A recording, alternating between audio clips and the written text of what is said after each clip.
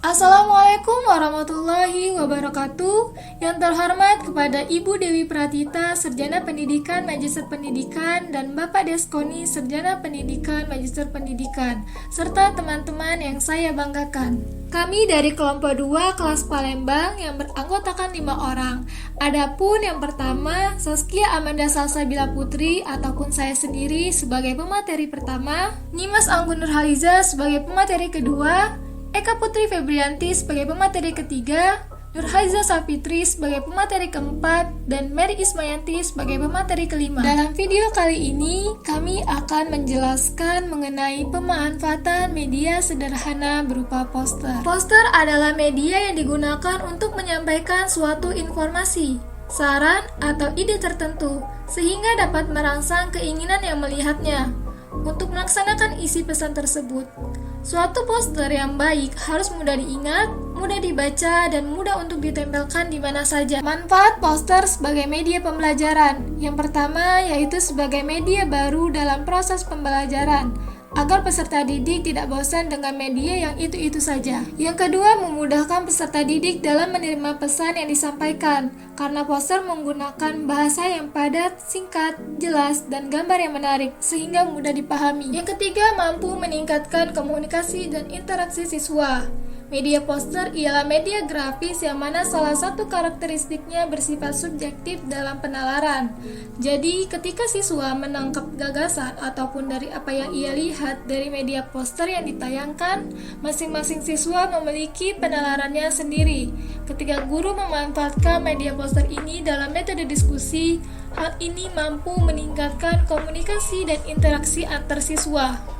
Contoh penerapan poster sebagai media pembelajaran. Yang pertama, menyiapkan dan menggunakan alat bantu untuk menampilkan materi. Jika pembelajaran dilaksanakan secara online, maka guru memanfaatkan aplikasi Zoom sebagai alat bantu untuk menyampaikan materi. Jika pembelajaran dilaksanakan secara luring, maka guru memanfaatkan proyektor sebagai alat bantu dalam menampilkan materinya. Yang kedua, guru menjelaskan isi dari poster. Guru menerangkan materi yang terdapat pada poster secara rinci. 3. Guru dapat membuka sesi tanya jawab. Guru dapat membuka sesi tanya jawab untuk mengetahui seberapa paham peserta didik terhadap materi yang telah disampaikan. Yang keempat, mengadakan evaluasi pembelajaran. Media poster menjadi suatu pilihan bagi guru untuk mengevaluasi kegiatan belajar terkait pemahaman siswanya. Penilaiannya dapat diambil berdasarkan pemahaman siswa terhadap materi yang telah disampaikan. Berikut contoh penerapan media poster dalam pembelajaran ekonomi. Untuk materi pertama, kita akan membahas mengenai apa itu perdagangan internasional. Sebelumnya, mungkin kalian sudah pernah mendengar apa itu perdagangan nasional, atau bahkan kalian sudah tidak asing lagi nih dengan perdagangan internasional. Perdagangan internasional adalah suatu transaksi jual beli barang dan jasa antar negara atau internasional. Perdagangan internasional dapat diartikan sebagai perdagangan yang dilakukan penduduk suatu negara dengan penduduk negara lain atas dasar kesepakatan bersama.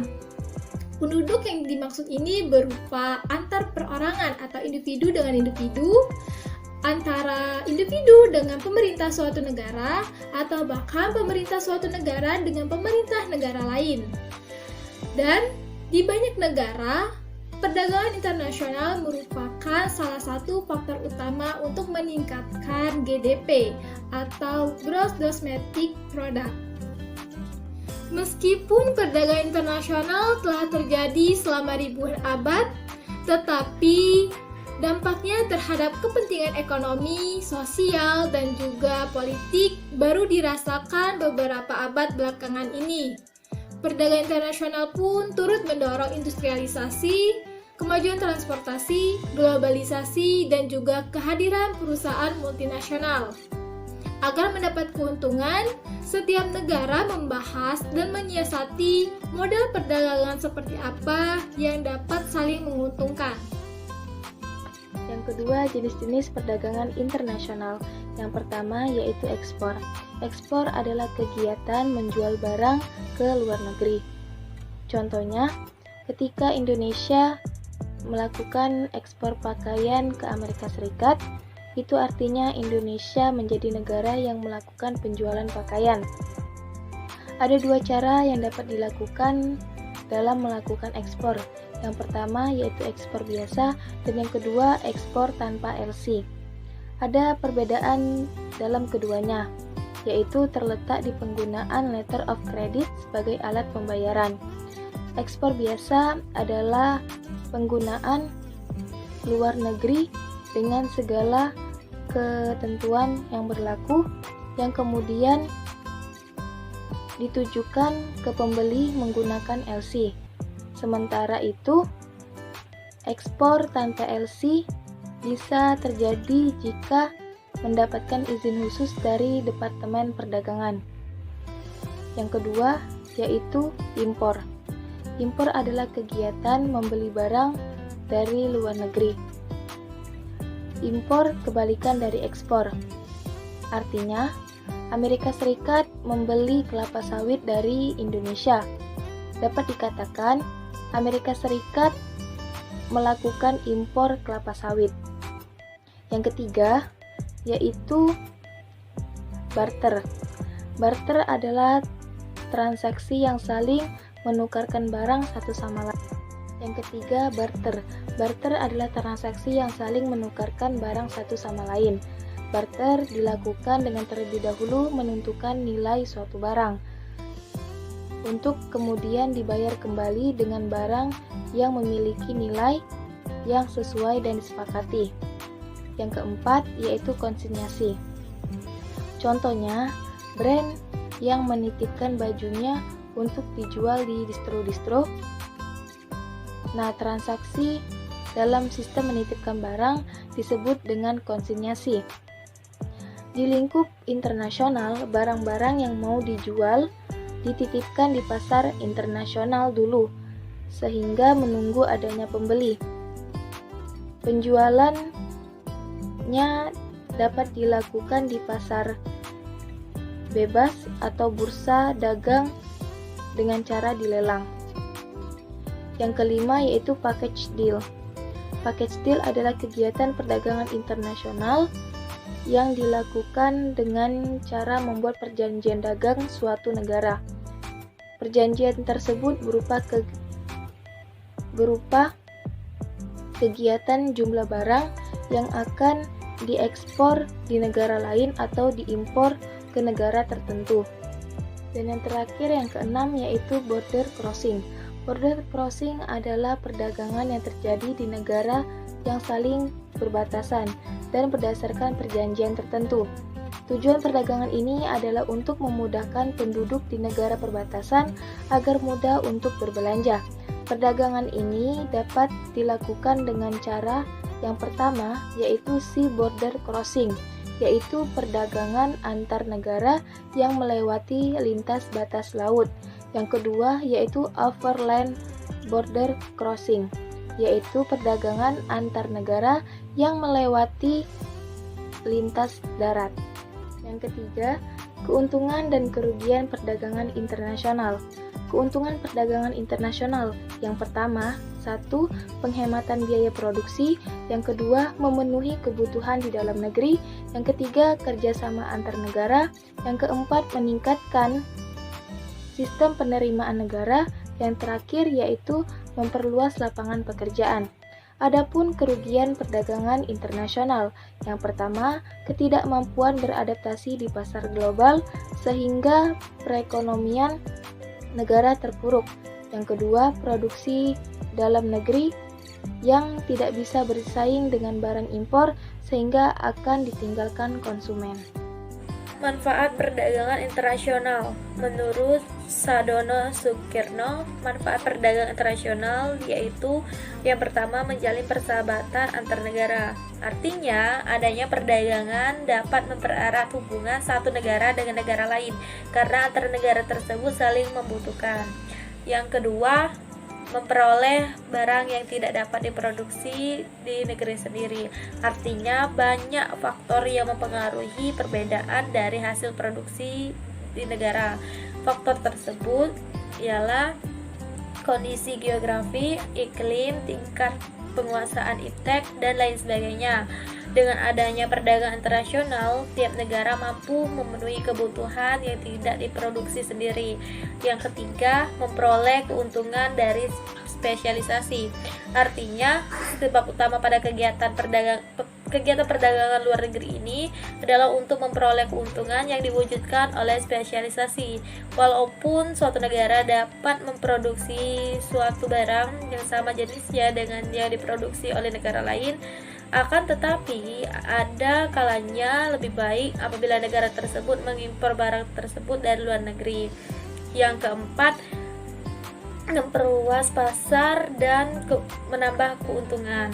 Artinya terkadang para pengusaha tidak menjalankan mesin-mesinnya ataupun alat produksi dengan maksimal karena mereka hanya khawatir akan terlihat produktif, yang akan mengakibatkan turunnya harga produk mereka. Dengan adanya perdagangan internasional ini, pengusaha dapat menjalankan mesinnya secara maksimal dan dapat menjual kelebihan produknya ke luar negeri. Yang kelima, transfer teknologi modern. Artinya, perdagangan luar negeri memungkinkan suatu negara untuk mempelajari teknologi produksi yang lebih efisien dan cara-cara yang lebih modern. Adapun teori perdagangan internasional. Teori perdagangan internasional merupakan teori yang menjelaskan tentang arah dan produksi terhadap perdagangan antar daerah serta bagaimana efeknya terhadap perekonomian suatu negara. Teori perdagangan internasional ini terbagi menjadi dua. Yang pertama, teori kaum merkantilis. Teori ini merupakan suatu sistem kebijaksanaan ekonomi yang dianut dari daratan Eropa sekitar abad ke-16 dan ke-17.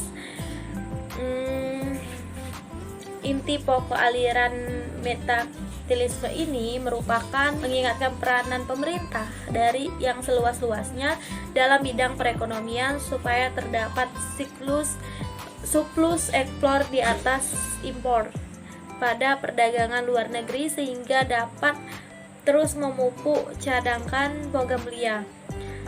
Adapun realisasinya dengan cara yang pertama mendorong dan meningkatkan ekspor. Yang kedua, membatasi impor. Yang ketiga, memperluas daerah koloni atau jajahan guna mendapatkan logam mulia ataupun bahan mentah hiburan. Yang keempat, memperoleh monopoli dalam perdagangan. Yang kedua, pembagian kedua, teori dari kaum klasik. Teori ini berasumsi diajukan oleh kaum klasik. Yang pertama, ada yang diperdagangkan dua barang dan yang diperdagang dua negara. Yang kedua, ongkos produksi dianggap tetap. Yang ketiga, ongkos transportasi diabaikan. Yang keempat, tidak ada perubahan teknologi. Yang kelima, teori bernilai berdasarkan tenaga kerja. Yang keenam, faktor produksi bebas bergerak di dalam tetapi tidak dapat melampaui batas negara. Yang ketujuh, adanya persaingan di pasar dan faktor produksi. Yang kedelapan yaitu distribusi pendapatan tetap. Adapun kebijakan dari perdagangan internasional ialah di mana terdapat berbagai macam kebijakan yang mungkin dapat dilakukan suatu negara untuk mendapatkan manfaat dari kegiatan perdagangan internasional, ialah proteksi, perdagangan bebas, dan politik dumping, di mana proteksi merupakan kebijakan perdagangan internasional yang bertujuan untuk melindungi produksi dalam negeri. Adapun bentuk-bentuk dari proteksi yang dapat dijalankan di suatu negara ialah larangan impor, yang dimana melarang produk impor tertentu yang juga diproduksi di dalam negeri. Negeri pertama ya terutama tidak barang-barang memiliki daya saing yang lemah. Yang kedua, ya impor memiliki daya tarik untuk barang tertentu untuk masuk barang tersebut. Yang ketiga, kuota. Artinya membatasi masuknya jumlah barang tertentu ke dalam negeri. Yang keempat, subsidi. Subsidi ini memberi subsidi kepada produsen untuk meningkatkan produksinya agar dapat memenuhi kebutuhan pasar dalam negeri. Yang kelima, premi.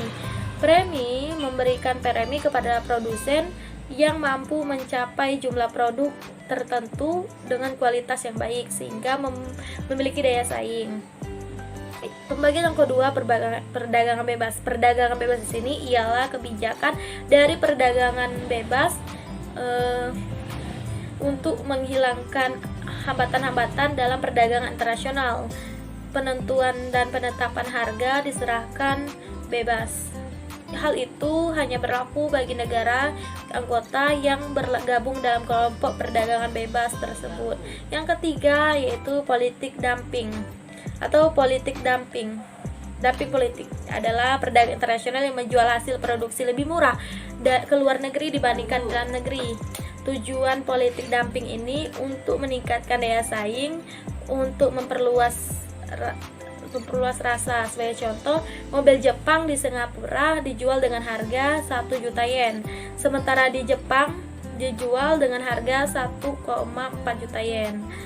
Sebagai contoh lainnya, mie instan di Malaysia dijual dengan harga 500 seandainya, sedangkan di dalam negeri dijual seharga Rp750 ibaratnya gitu. Jadi itulah penjelasan materi dari saya. Terima kasih. Selanjutnya akan dari saudari Nurhaliza Syafitri. Faktor pendorong dan penghambat perdagangan internasional. Faktor pendorong yang pertama, kebutuhan negara dan masyarakat. Pada dasarnya, setiap negara tidak mampu memproduksi semua kebutuhan negara dan masyarakatnya. Hal tersebutlah yang menjadi salah satu faktor pendorong bagi perdagangan internasional. Yang kedua, perbedaan sumber daya alam, yang dimana kita ketahui di setiap negara memiliki sumber daya alamnya masing-masing. Contohnya, Indonesia terkenal dengan hasil buminya seperti lada, kopi, cengkeh, dan lain sebagainya. Sedangkan Australia dikenal sebagai negara penghasil hewan ternak. Hal tersebut menjadi faktor pendorong perdagangan internasional antar Indonesia yang membutuhkan daging sapi dan negara Australia yang membutuhkan hasil bumi. Yang ketiga, meningkatkan sumber daya manusia. Faktor penghambat yang pertama, keamanan negara. Pada dasarnya, keamanan salah satu hal yang penting untuk negara. Jadi, apabila negara tersebut tidak aman, setiap orang akan takut untuk melakukan transaksi perdagangan internasional. Yang kedua, kebijakan dari pemerintah. Setiap negara memiliki kebijakan perekonomian dari pemerintah. Hal tersebutlah yang sering menjadi penghambat bagi perdagangan internasional. Contohnya, biaya untuk impor dan ekspor yang terlalu tinggi. Yang ketiga, rendahnya sumber daya alam. Hal tersebut membuat negara-negara yang unggul dengan sumber daya alamnya akan menjadi salah satu peran penting bagi perdagangan internasional. Sedangkan negara yang tidak unggul dalam sumber daya alamnya tidak dapat berbicara panjang atau banyak pada dunia perdagangan internasional. Tujuan kebijakan perdagangan internasional. Tujuan kebijakan perdagangan internasional untuk suatu negara adalah meningkatkan kesejahteraan masyarakatnya. Tidak hanya itu, tujuan kebijakan perdagangan internasional juga ialah untuk mendapatkan manfaat perdagangan yang akan menambah pendapatan dari suatu negara. Di sini kita memiliki tujuan perdagangan internasional lainnya, di antaranya yang pertama, memenuhi kebutuhan negara, yang kedua, memperluas wilayah perdagangan dan meningkatkan produksi, yang ketiga, meningkatkan devisa negara melalui kegiatan ekspor produk ke negara lain, yang keempat, meningkatkan pertumbuhan sektor ekonomi, yang kelima yaitu melakukan transfer teknologi modern untuk membantu meningkatkan efisiensi dalam proses produksi. Yang keenam yaitu mendorong terbentuknya sumber daya manusia yang semakin mahir. Yang ketujuh yaitu memperkenalkan sumber alam negara pada negara lainnya. Yang kedelapan, membantu negara lain untuk mencukupi kebutuhannya. Yang kesembilan yaitu membantu mempererat hubungan dengan negara-negara lainnya. Dan yang terakhir yaitu meningkatkan produksi kedua belah pihak. Mungkin itu saja pemaparan materi dari kelompok kami. Kurang dan lebihnya kami memohon maaf. Kepada Allah kami memohon ampun. Wabillahi taufiq wal hidayah. Wassalamualaikum warahmatullahi wabarakatuh.